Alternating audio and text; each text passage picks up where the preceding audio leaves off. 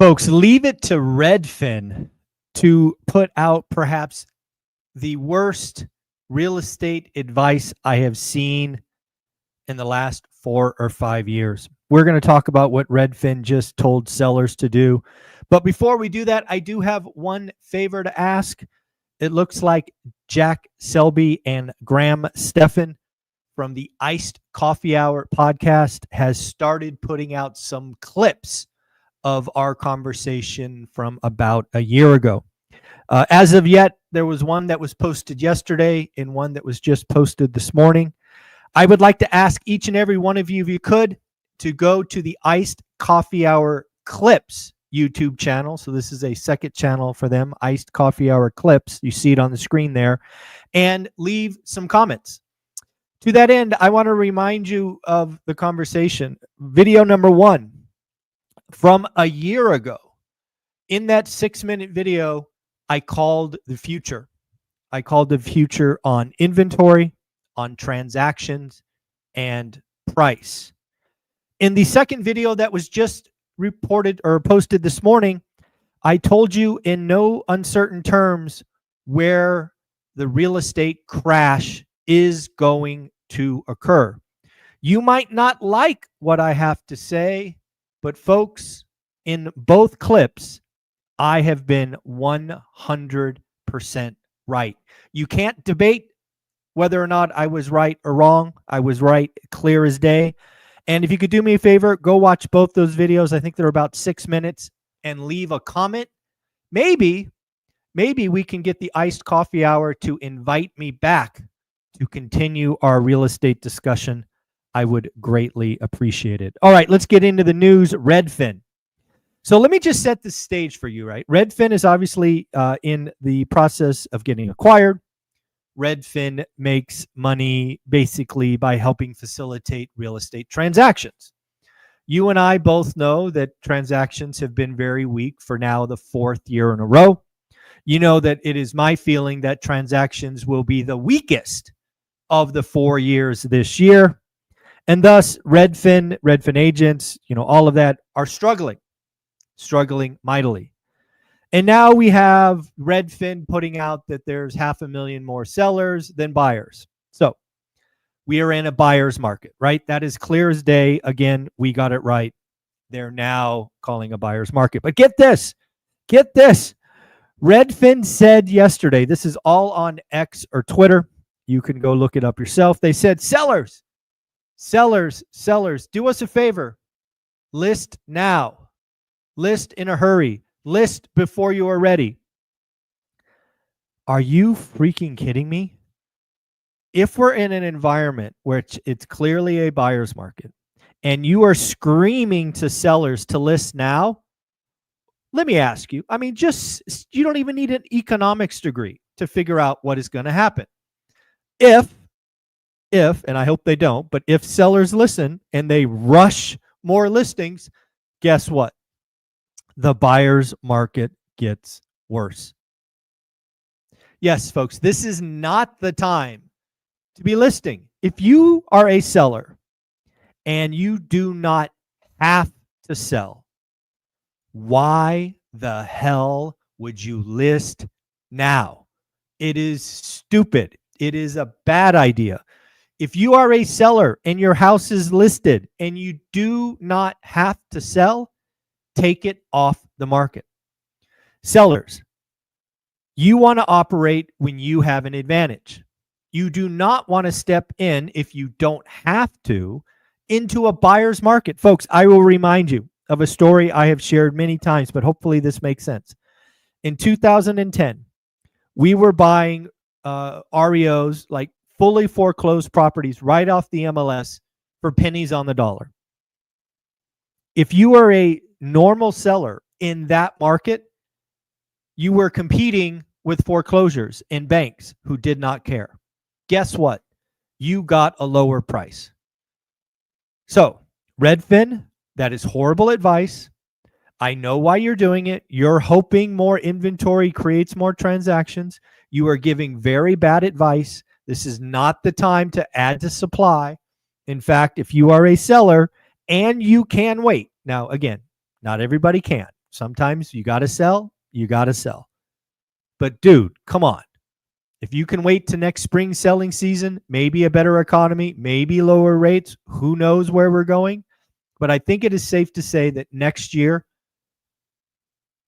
I mean, could it be worse? Could it be worse? Maybe. Maybe in your buy box, maybe in your area, but across the country, I don't know. Let's see. Let's see. But again, I was mortified when I saw this advice from Redfin. I have no idea who approved that. It was crazy. All right, let's talk about inflation. It is CPI day. We've got our first of 3 inflation readings. And generally speaking, good news. The inflation print from this morning was mild across the board. However, this is what I meant by the base effect. The month-on-month numbers were only 0.1. Only 0.1. Some people were calling for 0.2 and 0.3. So again, on a month-on-month basis, it was muted, below expectations. Good news. All, whatever you want to say. However, even with that muted 0.1, it is also accurate to say that inflation is increasing. It just is. It's mathematically correct thing to say. Last month, inflation reading for headline was 2.3. Today, even with a muted 0.1, it is now 2.4. I believe the next 2 inflation prints, so the one coming in July and the one coming in August, could be as muted and still show inflation increasing. That is just how the math works. It's called the base effect. It's something you and I could do mathematically together.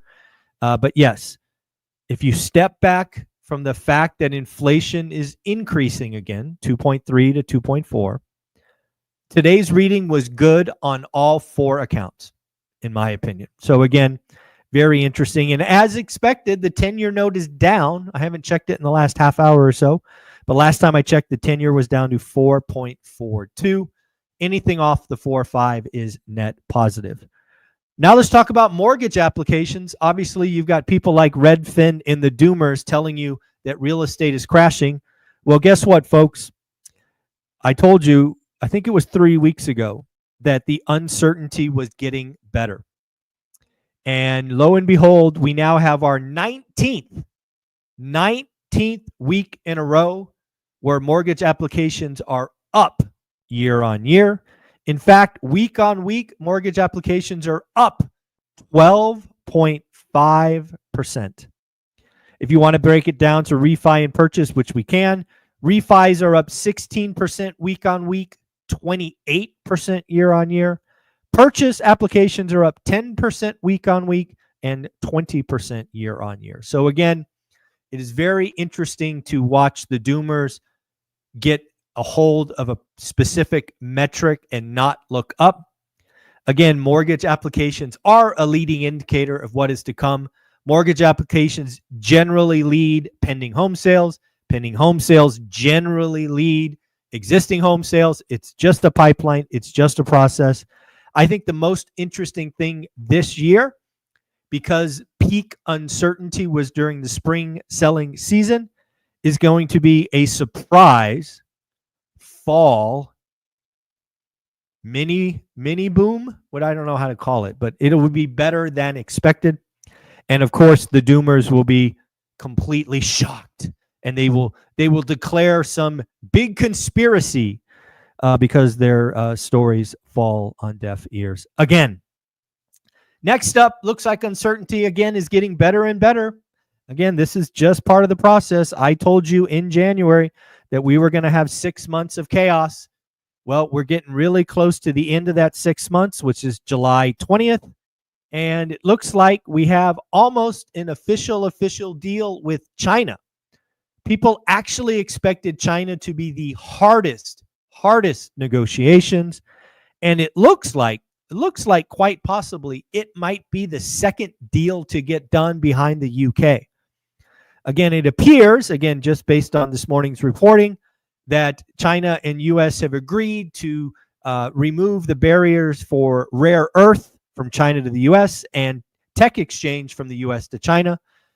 Looks like the tariffs are being reported as 55% on Chinese goods and 10% on U.S. goods going the other directions. It is pretty interesting. I need to look more into that 55% because I thought we had 35%. Didn't we have yeah. Wasn't it 30? 10% flat plus 20% for drugs? So I'm not sure how 30 went to 55. I'm sure it's out there. I didn't read it in detail this morning because I like to wait till the ink is dry because things can change. Again, I want to remind you of a report that Resi Club put out there that's now being picked up by the Doomers. 99 out of 100 markets are seeing slower growth. Now, again, the Doomers are telling you that 99 out of 100 are seeing slower growth. It makes you believe that everything is crashing. It is simply not true. It is simply not true. They're just growing less fast. That's what it means. But again, people can spin stories in very interesting ways. Let's talk about some earnings that came out. Many of these, I'm trying to figure out what's going on with the consumer. First, we'll do GME. It looks like they had their first profitable quarter since 2019. Wow. 5 years of no profitability. Whew, that's rough. Talk about Dave & Buster's. They beat on revenue but missed on earnings. Looks like Dave & Buster's are seeing same-store sales comps down 8.3%. That is not good. Stitch Fix says that their active client base is down 10.6%. That is also not good. And then finally, Chewy, the pet food delivery, 82% of their revenue is on auto ship. Wow, their CFO has to be excited, right? Anytime you can get 82% of your quarter on auto ship, you are doing something right. In active customers at Chewy is actually up 3.8%. So shout out to the team at Chewy. Folks, I've already set up our Sunday session in school. Yes, we are going to go live at 8 a.m. on Sunday. And I have a special treat for you. Dan Bird, the guy who talks stocks and economy with me, has agreed to come on 8 a.m. Sunday. I just put the link in school. Bring your stocks, bring your ETFs, bring your portfolio, whatever you want to talk about. Dan has been gracious enough to maybe give us 2 hours of his time, and we will go into any conversation you want. We will also be recording our normal show, which you can be a part of. I'm sure we will talk CPI, the Fed, and so much more. It's always fun to talk with Dan because we don't always agree. We see the world very differently sometimes. So go ahead and tune in 8 a.m. We may go for 1, may go for 2. Maybe if you guys have enough questions, we'll go for a full 3 hours. You got to join school to be a part of this. Again, it may be one of those videos that does not end up on YouTube. People may be asking questions very much about their personal investing. And if so, it may not show up on YouTube. So if you want to be a part of it, you want to ask questions, sign up for school, $20 a month, 67 pennies a day. To that end, something I've come to realize is my school community, our school community, is where wealth builders go to network and grow. I just want to give you a taste of what is in the school community because you guys do not understand the value that you, if you're not there. There are now nearly 400 active members. 400 active members. Daily posts and daily comments. People introducing themselves, asking questions, getting feedbacks. The activity in the community is high. There's also thousands of dollars of education, both my 10-week boot camp, Ty talking about creative finance, Jason Pritchard doing live seller calls, all there and available for you. Just to give you a feeling for the activities that are pre-scheduled, Monday, there is an accountability group called Start of the Week Accountability Group. Tuesday, there is an accountability group for real estate agents and real estate brokers. If you're a real estate agent and you are not a part of this, shame on you. 67 pennies a day to get ahead of the game, becoming investing agent, all of that stuff. Wednesday, we have 2. We got Ladies of ORaaT. I'd love to see the Ladies of ORaaT community growing. Again, sometimes when you're out in the world in real estate, it seems to be very male dominated. not at one rental at a time. We've got the ladies of ORaaT Mastermind Accountability Group. In the evening, if you like evening stuff, we have a weekly accountability group at 6 p.m. On Wednesdays. Thursday, one of our newest accountability groups called Multifamily. As you guys know, multifamily is a big opportunity coming, in my opinion. So it's great to have that group. Friday, out-of-state investing. How many of you have decided where you live you can't invest and you want to go out of state? Again, out-of-state investing on Friday. Right now, we've got nothing on Saturday. Folks, Saturday is wide open in the calendar. Maybe we can get someone to do short-term rentals, maybe flipping, maybe build to rent. I think there is an open opportunity on Saturday to fill out the schedule. And then on Sunday, I typically go live unless I'm traveling. For example, again, 8 a.m. Sunday, we will have Dan Bird for an hour or two. And then 12:30, there is another accountability group. So you can see lots of activity, lots of users. If you are looking to build wealth, if you're just starting, or if you're in the first 5 years of suck, you want to be around other wealth builders. So go ahead and join school, become a part of it, and I will see you on Sunday. A couple more things to round this out. Looks like Google is doing something that one might thought was impossible a couple of years ago. Google is offering employee buyouts. I don't know about you, but maybe employee buyouts are the new layoffs. I don't know. It looks like a big tech company like Google is offering buyouts, and they are offering buyouts even in their golden goose, the search community. So again, very interesting to see Google doing that. And we will close out two things. First, before the last thing, we've got to congratulate somebody for getting their next deal. Corby, congratulations for getting your next deal. Your card will be going out in the mail today. Let's close with the World Bank. World Bank, sharp cuts in global economic outlook. They've taken the global outlook down to 2.3. The U.S., they've cut to 0.9 from 1.4. And Europe, they've cut from 0.7 to 0.3. It is really interesting for me to look at this call because I think it's misguided. I am no World Bank fan. In fact, I think what they put out there a lot is crazy. But I think this is just an overreaction. I think the World Bank got caught in the 90-day or 6-month uncertainty. Because, guys, I don't know if you've looked at GDP now, but GDP now still has Q2 GDP at something like 4% or something. I didn't check today, but it was still very high. And I have often said that the second half will be better than the first half, and then next year will be even better. So it's interesting to see that maybe the World Bank once again shot themselves in the foot because they got distracted by a moment of chaos and they didn't think longer term. Again, folks, I will end the show like I started the show with a favor. Iced Coffee Hour clips. You can see it on the screen there. Graham Stephan, Jack Selby had me on their main channel about a year ago. And they've started to put out some clips.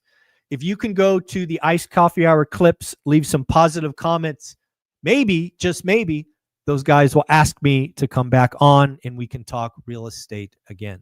So thank you very much. Have a wonderful day. Don't forget that Steadily is landlord insurance, not homeowners, landlords.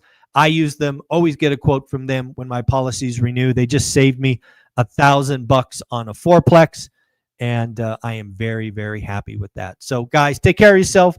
Steadily link will be in the show notes below. Always get a quote, get a comparison, see if they can help you. If they can't, no big deal. But hey, give them a shot, see if you can save some money. Later.